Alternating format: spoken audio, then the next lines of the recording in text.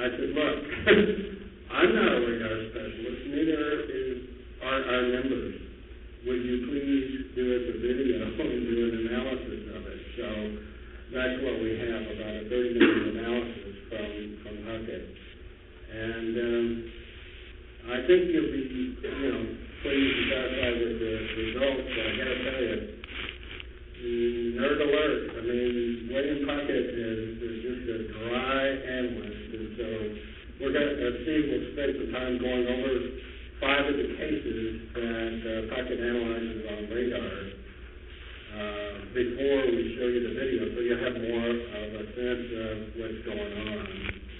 Because showing radar tracks of little things going around and talking about atmospheric pressures and this and that, may put some of you to sleep. You and me. But before we get to that, though, I want to make another point about the Stephenville investigation and why we know it's so significant.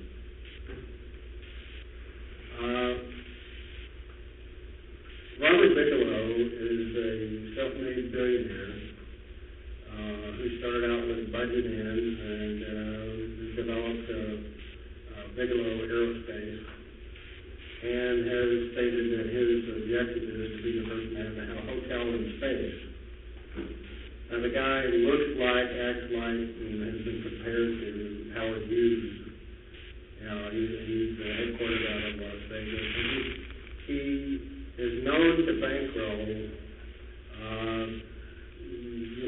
things for speculative purposes that, might develop some new technology.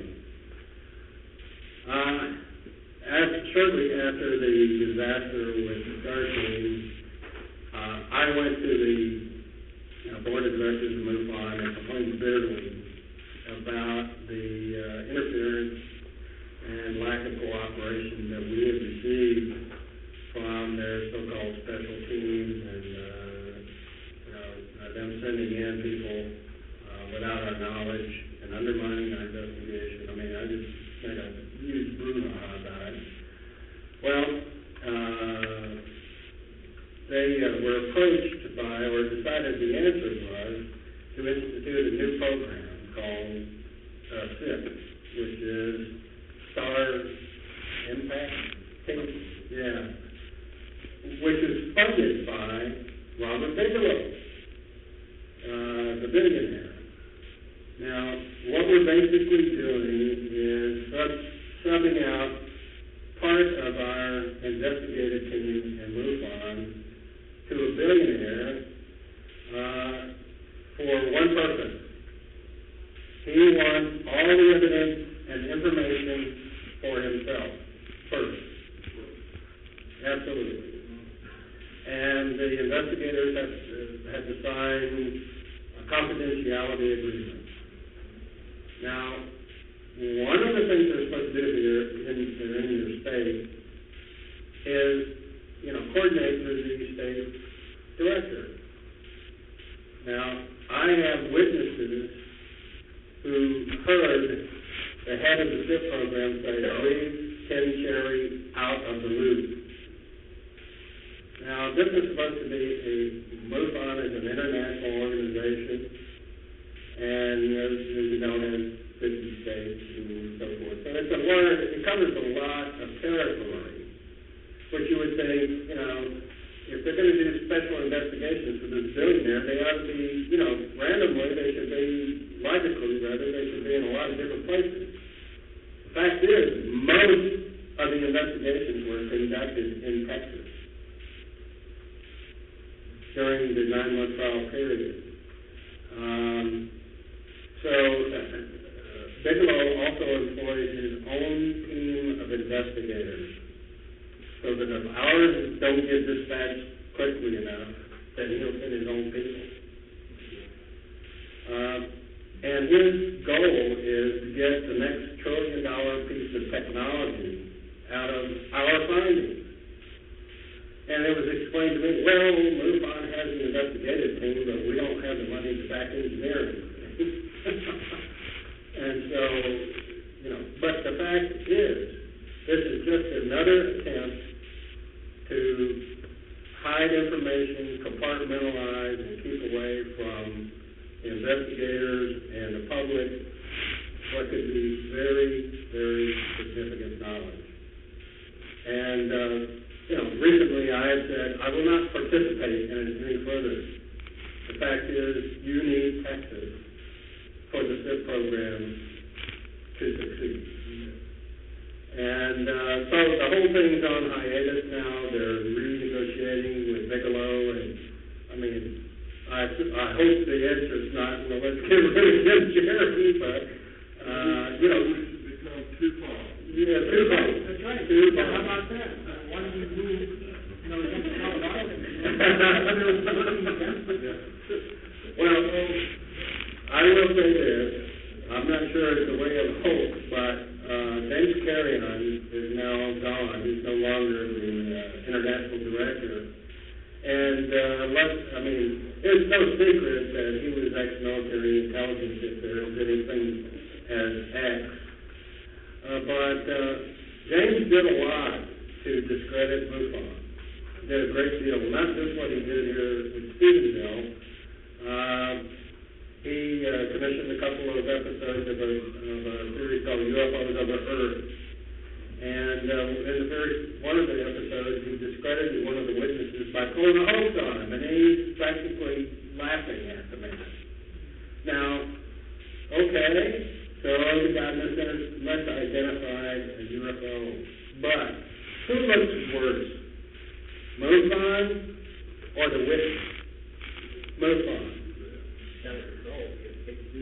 Exactly.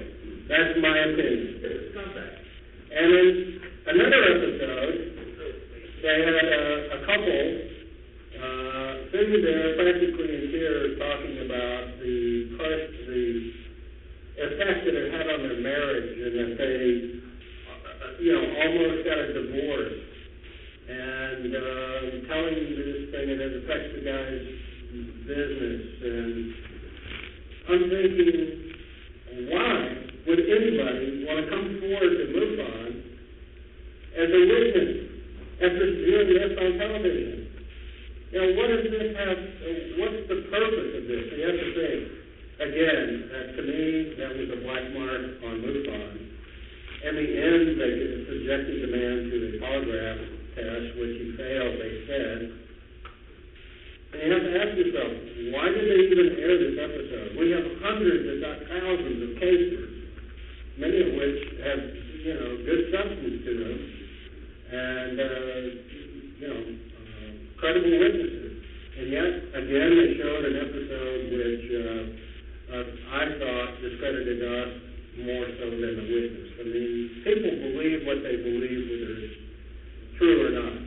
Okay, but that's not the point. That's not how you develop goodwill with the public and getting them to come forward, and that's what we should be doing. And everything we seem to be doing was contrary to that. So, anyway, I think you can guess what one of my conclusions is from this 2-year study and our experience with some of the folks. So, we need, there are many good investigators, state directors, inspection directors who give of their time freely and their money and want to get to the bottom of the mystery. But after 40 years, you've got to ask yourself why MUFON hasn't accomplished anything more substantive. And you also have to remember that it was founded right on the heels of the closure of the Blue Book investigation. So maybe we just took over from that. I'm going to let Steve go ahead and introduce our speaker. I will have, our speaker, right. Our video, I think he has some cases to show you that William will be covering in there first.